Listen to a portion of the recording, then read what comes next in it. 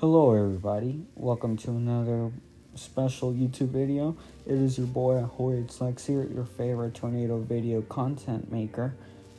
Anyways, I won't make this intro too long, however, all I want to say is that this is the remaster for one of my older videos, and all I want to say is that this intro won't be too long, of course, and of course I'll gain your subscription by the end of the video. Anyways, onto the actual video itself, because I don't want to make this intro too long. So yeah, cutting right into it now. On February the 16th, 1876, at approximately 9 p.m.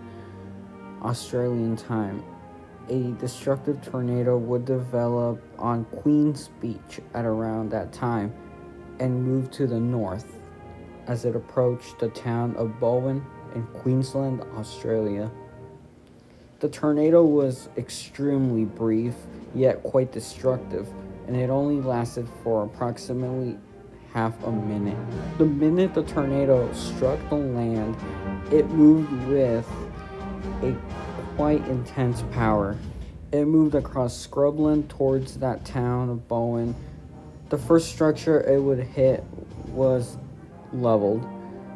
The tornado then continued to the top of Herbert Street, where it leveled a shop and bakery, several detached cottages, and a European hotel. All these structures, as I mentioned before, were leveled. People were rescued from the debris with cuts and bruises, and a man was seriously injured but survived. The floor of the hotel was displaced approximately 30 yards and landed inside the lockup fence. Next, the council chambers, also used as a school of arts and museum, was unroofed. A store received minor damage, including the loss of its verandas, and a brick meat market, behind which the Saxby family lived, was leveled, and its occupants were severely injured. A boy later died from his injuries, and Mrs. Saxby, the mother of the boy, was left in critical condition. The boy, which was, as I mentioned before, the son of Mrs. Saxby, was the only fatality attributed to this tragedy. The tornado continued through the town with extreme power, picking up a cottage and then smashing it into pieces. The hospital nearby was leveled, with the exception of a small section, and the roof of the hospital was carried approximately 50 yards before being found. Patients were rescued from the ruins, some with injuries. Notably, a man in his own hospital bed was carried across the street on a stretcher, and despite being in the hospital likely for an injury that occurred before the tornado, the man in the hospital stretcher was not injured whatsoever by this event. Outbuildings at the commercial hotel, a house, the engineer of roads office, and another cottage were demolished, leaving the inhabitants in the street in their nightwear. Keep in mind, this tornado is a nocturnal event, meaning it struck, one, without any form of warning, two, it struck while everybody was asleep or likely preparing to go to bed, and three, nobody saw this tornado coming whatsoever, which connects to the first point I made, in which it was completely unwarned. The bank in Bowen suffered minor damage, while the post office's large plate glass windows were shattered by flying debris from the structures it destroyed.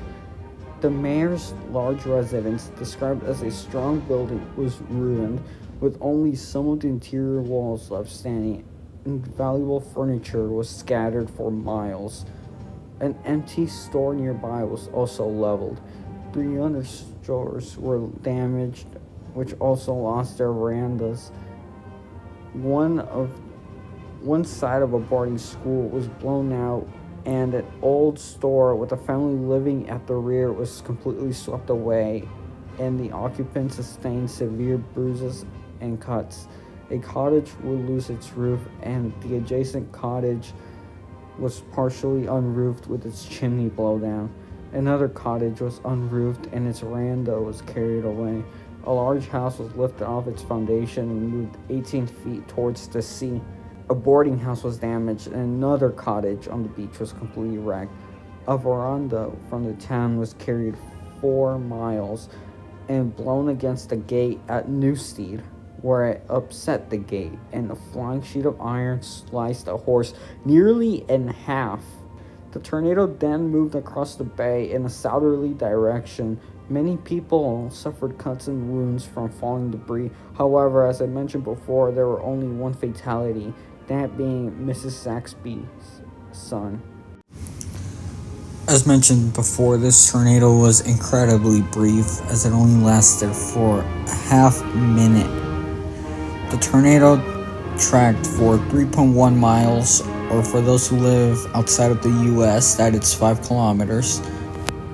And it grew to a peak width of 1/4 of a mile wide, and which is equivalent to 0.4 kilometers. As I mentioned before, there was only one fatality. However, one fatality is one too many. At least 25 people were injured, and property damages totaled approximately 7,000 Australian pounds, which is a currency that is no longer used, as it was finally discontinued in 1966, I believe. Now, onto the part of the video that is more of part of me debating this tornado, which is its intensity. Officially, the tornado is rated as an F5 with winds over 260 miles per hour. For those wondering, an F5 tornado starts at 261 miles per hour on the original Fujita scale. However, since Australia back then made its structures right out of wood, this means that the construction quality was most likely lacking in terms of that department. And as a result of that, F5 level winds may have not been required to level the structures. Thus, in the book Tornadoes of Yesteryear, written by Blue Ayanami, the tornado is rated as an F3, which is more fitting as I mentioned before, the structures were made right out of wood, and they most likely lacked proper anchoring, and they were most certainly not well built whatsoever. Something to also keep an eye on is the date of the tornado and its overall location, as this tornado has been erroneously plotted as occurring in Brisbane, Australia, which, if you know your geography pretty well, you would know damn well that is not Bowen whatsoever, and it's not even close to Bowen. The tornado's actual location was most certainly discovered by newspapers at the time, showing that the tornado actually caused its worst damage in Bowen, Australia, and not Brisbane, as it has been listed as occurring. Additionally, the date of the tornado has been shown to be wrong. The tornado is officially listed as occurring February the 22nd, 1876. However, a reanalysis by Blue Ayanami in Tornadoes of Yesteryear showed that the tornado not only was weaker than it was officially rated, but it occurred a few days prior than the official date, having occurred on February the 16th, 1876, not the 22nd. As it's officially listed at. Anyways, now I'm just gonna end the video pretty much because that's all I just want to talk about. So, yeah.